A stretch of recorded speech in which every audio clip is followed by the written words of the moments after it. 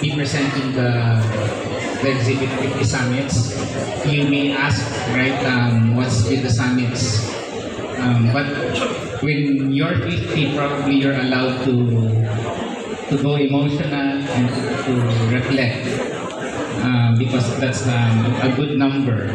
That's half a century of doing things on Earth. And but allow me to be emotional in my quest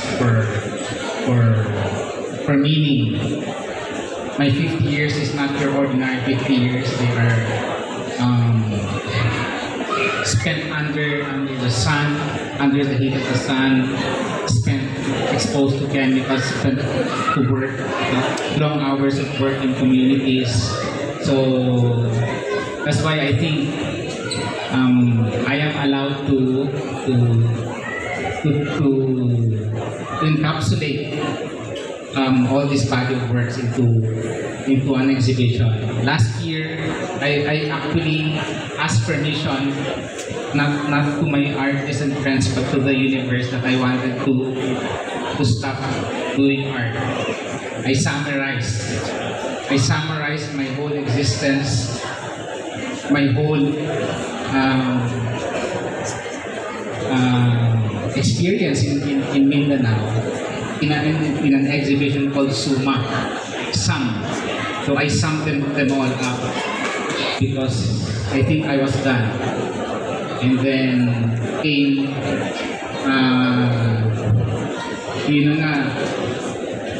I have changed my medium pala.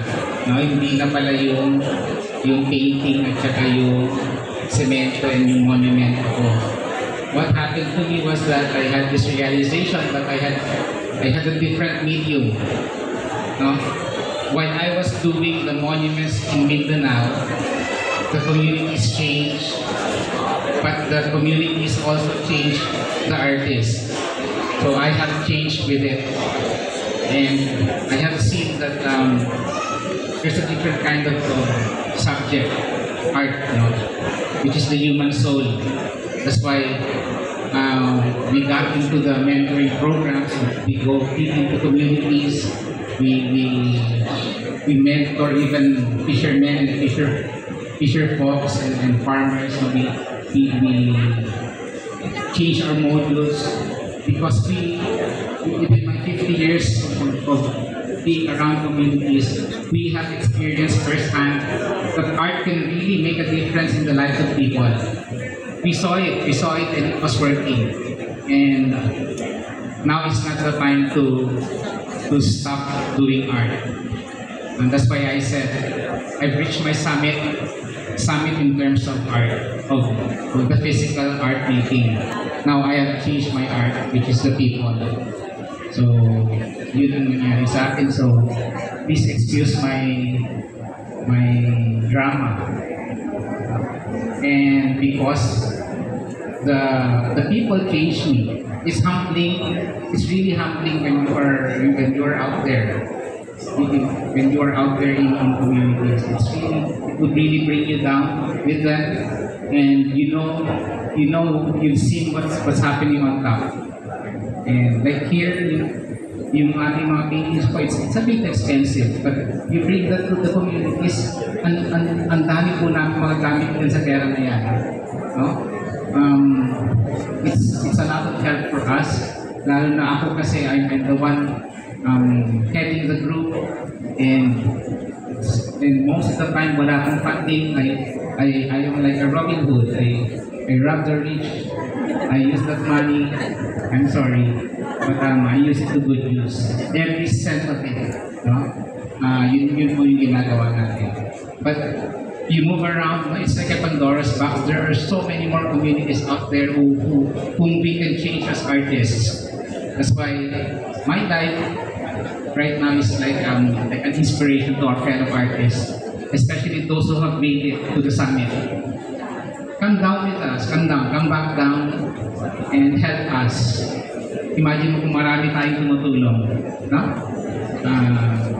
But at the summit, my concept of the summit is when you get to see little things from above. Yung mga maliit na bagay na yun, when you're up close, when you're down there, ang lalaki pala nila, but only when you have that perspective, then you would see how important and how connected they all are. Hindi pwedeng isa-isa, it has to be as a whole. Kaya kami sa Mindanao po, when an artist is struggling, we feel their pain. No? When an artist is hungry, we are hungry too. So, hindi po pwedeng tayo lang. Now I am at the summit, but I have to go back down because I had to lift so many artists up with me. And I want them to enjoy also this beautiful view from the top. No? Ang lungkot po sa taas. No? Ang lungkot po sa taas. Mas masaya kung magkasama tayo doon. Okay, thank you very much. Thank you very much.